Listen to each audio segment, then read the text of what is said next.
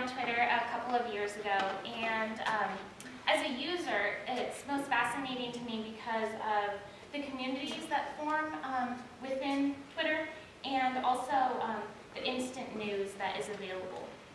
So last year, I did some research on San Francisco Giants baseball players' wives on Twitter and what their kind of literacy looks like. And then this year, I looked at my own literacy on Twitter and how I developed that. And so I continue to be fascinated by it. So tonight I'm going to talk about identity and Twitter. Specifically, I'm going to look at the anonymity that Twitter affords, which leads to certain writing practices, and then also how humor and racial stereotypes intersect. So first, I want to mention there's many different accounts on Twitter, and like parody accounts like these are okay, which is not the same as necessarily other social media sites. So the only requirement is that you have a disclaimer that it's not associated with the real person. Secondly, some satire accounts that can be of characters or memes or comment on particular social phenomena. They can serve to entertain, and then parody accounts can also, like I said, social commentary. So then these comedy and parody accounts are very common, and they're very popular. You can have everything from an ancient philosopher like Socrates to a current TV character, right? But also there's this phenomenon of racial stereotyping accounts on Twitter, and you may have seen them. I was really fascinated by these tweets because I was constantly entertained by the common white girl and the things white folks like. Here's this common white girl tweet. I retweeted it. I find it hilarious. Okay? Us season, pumpkin spice lattes, and a new iPhone. It's the white girl trifecta. So this next one, things white folks like. Also really funny, really lighthearted.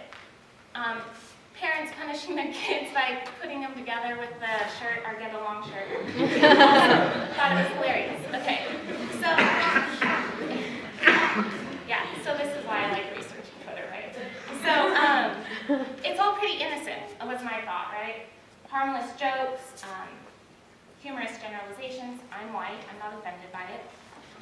And plenty of these kinds of stereotypes, harmless stereotypes exist, right? I mean, we do this all the time.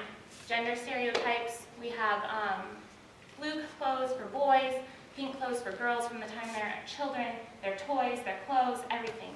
And then, in professions, we have the cop with their donut, pretty typical stereotypes. Pretty harmless, right? So when does a stereotype go from being harmless to offensive? And that's what I was interested in. We know something is offensive when we hear it or when we read it. And I found certain tweets were very offensive. Not any of the white folks' tweets, but on this things Hispanics like, I was shocked by this tweet. And it really took me off guard, so I started looking at the responses. Where's the backlash on this tweet? And there's nothing. Same with this things black folks like. I was shocked, and again, no responses, no one saying, hey, this isn't okay, or whatever. And I was wondering, what the heck's going on with that? Plus, these accounts are very popular, right? Really interesting. And in other contexts, things like that would be totally unacceptable. So why can you say that on Twitter? And the anonymity of Twitter veils the writer or the speaker. And also, embedded in a context of other tweets that are humorous and not offensive, it kind of makes it go unnoticed. So stereotypes, racial stereotypes, usually carries a negative connotation, but these Twitter accounts are popular, well-liked, and humorous. So does that mean that stereotypes are acceptable on Twitter? That's really my question, actually. So first of all, the context is huge here. Embedded within the context of Twitter, it seems that the intentions of the writers aren't necessarily bad because they're embedded within other tweets that are okay.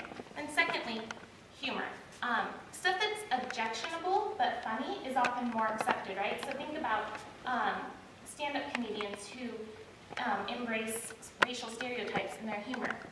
And then lastly, the anonymity of Twitter. No one holds anyone responsible for what they write on Twitter. And it's really hard to argue or respond to someone that just has a generic picture up there, right? You don't even know who they are. So my big question is, like, what does this mean for literacy? Well, like, two conclusions I really came to is, on Twitter, your identity can be formed however you want it to, even if it's stereotypical. And secondly, I was realizing that comedy is really complicated.